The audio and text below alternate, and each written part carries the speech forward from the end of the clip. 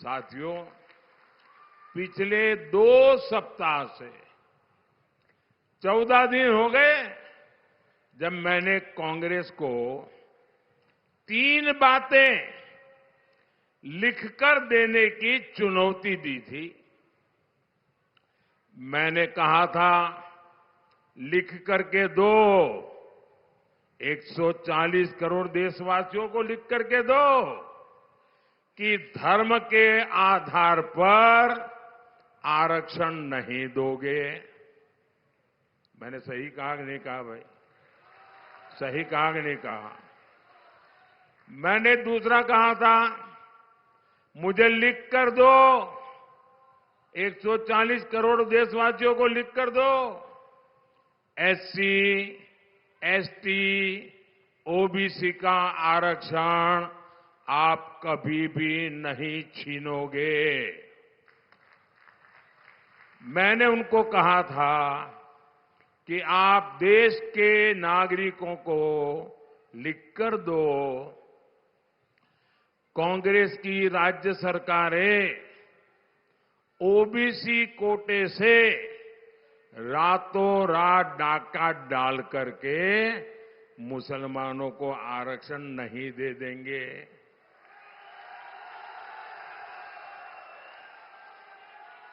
अब मेरे 3 सवाल, बहुत सिंपल सवाल है साहब, लेकिन कांग्रेस चुप बैठकर बैठ गई है, बन करके मुंह पे ताला लगा दिया है उसने। ये चुप्पी खतरे वाली चुप्पी है भाई। उनके अंदर खेल है और मैंने अब उनके दिमाग का एक्सरे निकाला है। वो आपका एक्सरे निकालने वाले हैं ना, तो मैंने सोचा पहले इनका दिमाग को देखूं अंदर है क्या। तो उसमें वोट बैंक ही नजर आ रही है, बस हर चीज में वोट बैंक, हर चीज में वोट बैंक। साथियों, कांग्रेस तो चुप है, लेकिन आज इनके एक बड़े साथी ने इंडी गठबंधन के इरादों पर मुहर लगा दी। उनके एक नेता जो चारा खाने के कारण जेल में है, जो पशुओं का चारा खा गए और अदालत ने जिनको सजा दी है, अदालत ने उनको सजा दी है, सुप्रीम कोर्ट तक सबने मान्य किया कि इन्होंने भ्रष्टाचार किया है। ऐसे उनके सागरित और इनकी बेशर्मी देखो। वो अभी जमानत में आए हैं बाहर तबीयत के कारण। जेल में कैद थे, कैदी है, गुनहगार है, और अदालत ने उनको गुनहगार बना दिया है जी।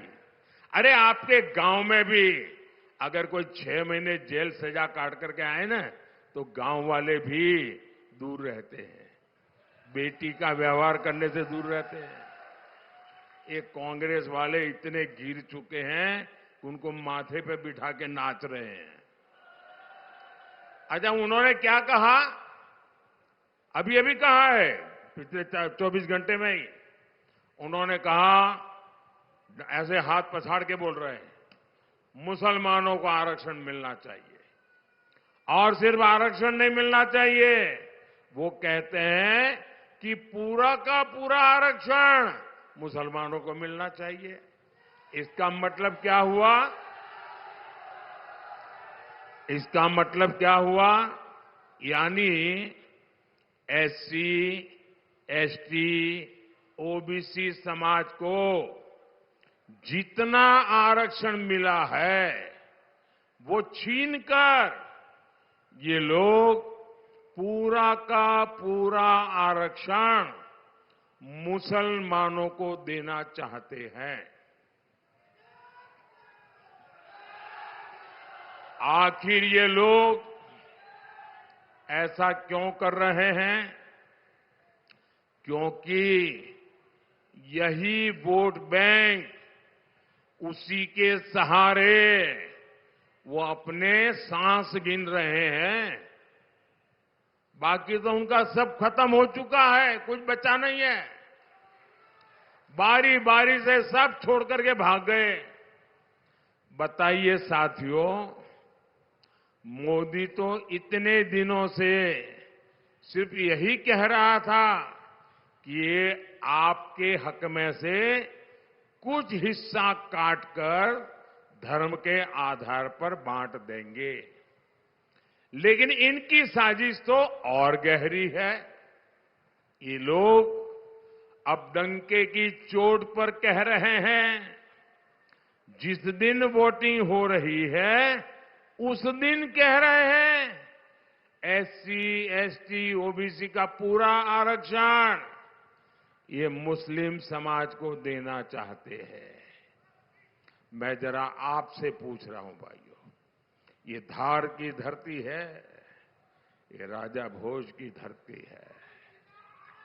आप मुझे बताइए, ये जो इंडी अलायंस वाले, कांग्रेस वाले और उनके चट्टे बट्टे ये जो खेल कर रहे हैं, क्या आपको ये मंजूर है? क्या सबके सब मुझे हाथ ऊपर करके बताइए, मंजूर है क्या? आप इसको मंजूरी दे सकते हैं क्या? ये आपके हकों को लूटना चाहते हैं। ऐसे लोगों का जमानत जब्त होना चाहिए कि नहीं होना चाहिए? इनको हमेशा हमेशा राजनीतिक जीवन से दूर करना चाहिए कि नहीं करना चाहिए? जो बाबा साहब को मंजूर नहीं था, जिसका बाबा साहब ने अपने युग में विरोध किया था, क्या आप उसका विरोध करेंगे? इस बार ये कांग्रेस और उनके सब साथियों को चुन चुन करके राजनीति में साफ कर देना, ये बाबा साहब आंबेडकर को बड़ी श्रद्धांजलि होगी। क्योंकि उन्होंने बाबा साहब आंबेडकर की पीठ पे छुरा भोंका है। इन्होंने भारत के संविधान की पीठ पे छुरा भोंका है। मोदी ने इस चुनाव में कांग्रेस के सारे वादों इरादों की पोल खोल दी है।